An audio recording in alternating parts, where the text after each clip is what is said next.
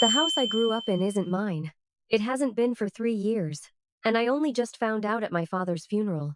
My name's Sarah. I'm 34, and until last Tuesday, I thought I had one guarantee in this messed up life, that someday, that house on Maple Street would be mine.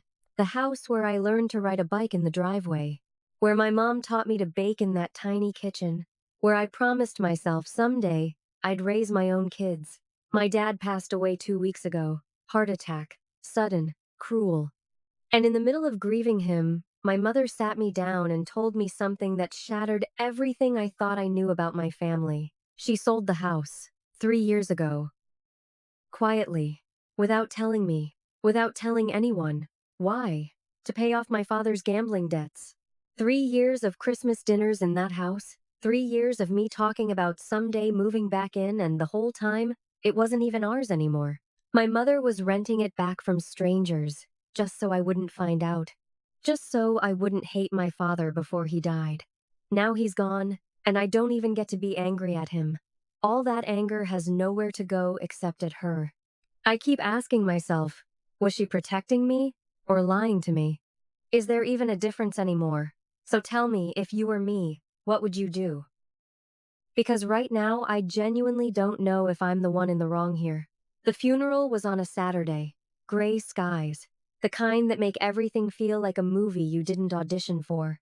I remember standing there in my black dress, holding my mother's hand, thinking that at least we still had each other. At least we still had the house to go back to gather in, to grieve in together. That's when my Aunt Diane pulled me aside. "You okay, sweetheart?" she asked. "I mean, with everything going on with the house and all?" I blinked at her. "What do you mean with the house?" Her face changed. That specific kind of face people make when they realize they've said something they weren't supposed to say. "Oh, nothing, never mind. Ask your mom." I did ask my mom. Right there, in the parking lot of the funeral home, still in my heels, mascara running down my face from crying over my father's casket 20 minutes earlier. "Mom, what is Aunt Diane talking about?" My mother's shoulders dropped, like she'd been carrying something heavy for a very long time, and finally, she could put it down. "Sarah, we need to talk. Not here." We didn't talk until that night. She made tea, the way she always does when she wants to soften bad news. And she sat across from me at her kitchen table, a kitchen table that, I would soon learn, wasn't even in a house she owned. "The house," she said. "Maple Street. I sold it 3 years ago." I laughed.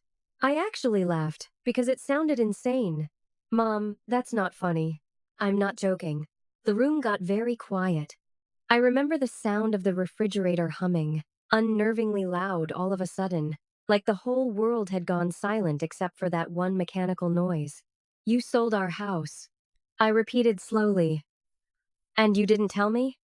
"Your father," she said, and her voice cracked, "had been gambling for years. Poker games, then online betting, then I don't even know what else. By the time I found out how bad it was, he owed almost $200,000. To people who don't send polite collection letters, Sarah. People who showed up at his work. People who threatened us." I sat there, frozen, as she kept talking, unraveling a story I never knew was happening around me while I was busy living my life, blissfully unaware. I thought about all those years growing up in that house, how I used to sit on the porch swing every summer evening, how my father used to grill burgers in the backyard and tell terrible jokes, how none of it, apparently, was as stable as it looked. It's a strange kind of grief, realizing your childhood memories are real, but the ground they were standing on wasn't. I sold the house to pay it off, all of it. I couldn't tell you, you would have hated him, and he was still your father. I didn't want you to spend his last years hating him. So instead, I said, my voice shaking, you let me spend 3 years planning my future around a house that wasn't even ours? You let me tell my boyfriend we'd probably inherit the house someday? You let me stand in that kitchen at Thanksgiving and talk about redecorating it when I finally moved in? I didn't know how to tell you. You had 3 years. She started crying then, and God help me, some small, exhausted part of me wanted to comfort her. But the bigger part of me, the part that felt like the ground had opened up beneath my whole identity, that part was furious. "Who did you sell it to?" I asked. She hesitated. That hesitation told me there was more. "Your Uncle Mark," she finally said. "My father's brother. The house was never even gone, it just quietly changed hands to family, and nobody bothered telling me." "He bought it," my mother explained, "so it would stay in the family. He didn't want it going to strangers. He's been renting it back to me this whole time, at a fraction of what it's worth, just so we could stay there without you knowing anything was wrong." I felt sick. Actually sick. Every dinner with Uncle Mark over the past 3 years, every time he asked how the old house was holding up, every time he smiled at me across the table, he knew. He'd known the whole time. And he'd said nothing. "Does anyone else know?" I asked. "Aunt Diane clearly knows. Most of the family knows," my mother admitted. "We just didn't know how to tell you." 3 years.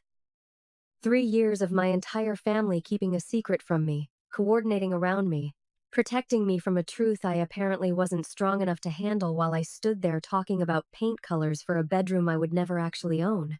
I left her house that night without saying goodbye. I sat in my car in the driveway of a house I didn't grow up believing was rented, and I just broke down. Not just because of the house, because of the years. Because of every conversation where I was the only person in the room who didn't know the truth. The next few days were a blur. I didn't answer my mother's calls. I didn't answer Uncle Mark's texts, which started polite and slowly turned worried, then almost pleading. I went to work like a robot, smiled at my coworkers when they asked how I was holding up after everything, and came home every night to an apartment that suddenly felt too small and too quiet. My boyfriend Dan tried to help, but even he didn't fully understand. "Maybe your mom just panicked," he said one night, rubbing my back while I stared blankly at the wall. "People do desperate things when they're scared." "She had 3 years to tell me the truth," I snapped. "That's not panic. That's a choice. Every single day for 3 years. He didn't argue with that. Nobody could, really. But then something happened that flipped everything upside down again.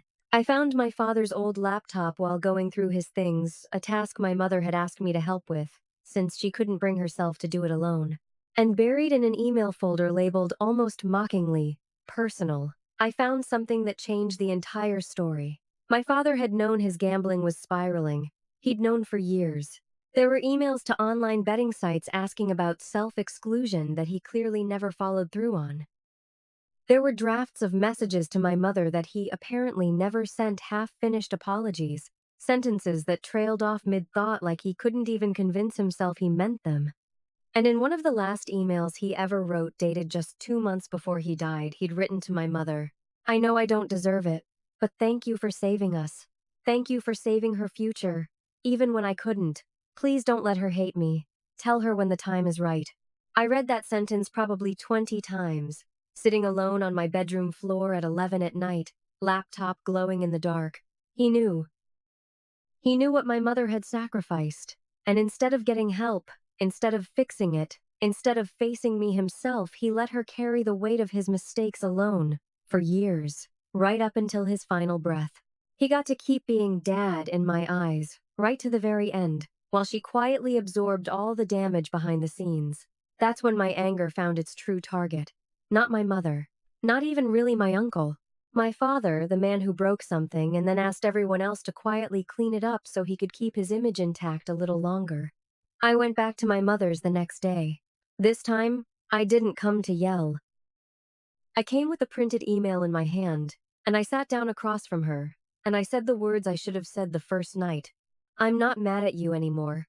I'm mad that you had to protect me from him for this long." She broke down completely then. Years of silent guilt pouring out all at once, guilt for lying, guilt for staying with him, guilt for not telling me sooner, guilt for even feeling relieved, in some small, terrible corner of her heart, that he was gone and the secret could finally start unraveling on its own terms. For the first time since the funeral, I actually held her instead of just standing there, shocked and hurt. But that wasn't the end of it. Because when I confronted Uncle Mark about his role in all of this, he told me something that made my stomach drop all over again. We met at a coffee shop, neutral ground, because I didn't trust myself to keep calm in a house that used to be mine. Sarah, he said carefully, hands wrapped around a cup he wasn't drinking from, there's something else your mother never told you when your dad's debts came due. He didn't just gamble away savings. He took out a second loan against the house before it was even sold using your name as a cosigner from when you turned 18, and he added you for tax purposes. If your mom hadn't sold the house when she did, you would have inherited his debt. Not the house, his debt. I sat there, stunned into silence, the coffee shop noise fading into a dull ringing in my ears as an entirely new picture came into focus. My mother hadn't just protected my feelings, she'd protected my entire financial future from a debt I never even knew had my name attached to it. A debt that could have followed me for years, maybe decades, if she hadn't acted when she did. 3 years of anger, rebuilt in an instant into something closer to gratitude, and underneath that, a colder kind of fury toward the man I'd spent my whole life calling Dad. Uncle Mark kept talking, quieter now. I bought the house because I couldn't stand the idea of strangers living in the place we all grew up in. And your mom, she's been paying me back, slowly, every single month, more than she can really afford, just so that one day, if things ever got better, she could hand it back to you free and clear. She never once asked me to let her off the hook. I didn't say anything for a long time. I just sat there, turning my coffee cup in slow circles, trying to fit this new version of my mother quietly heroic, silently drowning into the version I'd built her into over the last few days. Cold, secretive, a liar. She wasn't either one of those things completely. She was just a woman doing the best she could with an impossible situation nobody should ever have to face alone. I spent a long time sitting with that truth. My mother didn't just make a decision to sell a house behind my back. She made a decision to save me from a financial disaster my own father had quietly set in motion, using my name without asking, without caring what it would cost me. So here's what I did. I sat down with Uncle Mark and my mother together, and for the first time, we talked about everything, no more secrets, no more half-truths passed around a family like a hot potato nobody wanted to hold. I asked Uncle Mark directly if he'd be willing to sell the house back to me, at a fair price, now that I actually understood what fair meant in this situation. He agreed not out of guilt, but because he said it was always meant to come back to our side of the family eventually. I'm currently in the process of buying back the house I grew up in. Not through inheritance, not through some fantasy where it was always guaranteed to be mine, but earned, deliberately, with full knowledge of everything it took to protect it in the first place. As for my mother, I've forgiven her. Not because what she did was easy to swallow, but because I finally understood she wasn't lying to hurt me. She was carrying an impossible weight completely alone, for years, so I wouldn't have to carry any of it myself. My father, though, that's more complicated. I loved him. I still do, honestly. But I've had to accept that love doesn't erase consequences, and that sometimes the people who hurt us the most are the ones we spend our whole lives trying to forgive anyway. So now I'm asking you, after everything you just heard, was I wrong to be so angry at my mother before I knew the full truth? Was she wrong to keep it from me for 3 whole years? Or was my father the only one who was ever really in the wrong here? Drop your honest opinion in the comments. I read every single one. And I'm curious how many of you would have reacted the same way I did. If this story hit you the way it hit me while living it, hit subscribe. Because trust me, this isn't the last family secret I've got to share. Am I in the wrong? You tell me.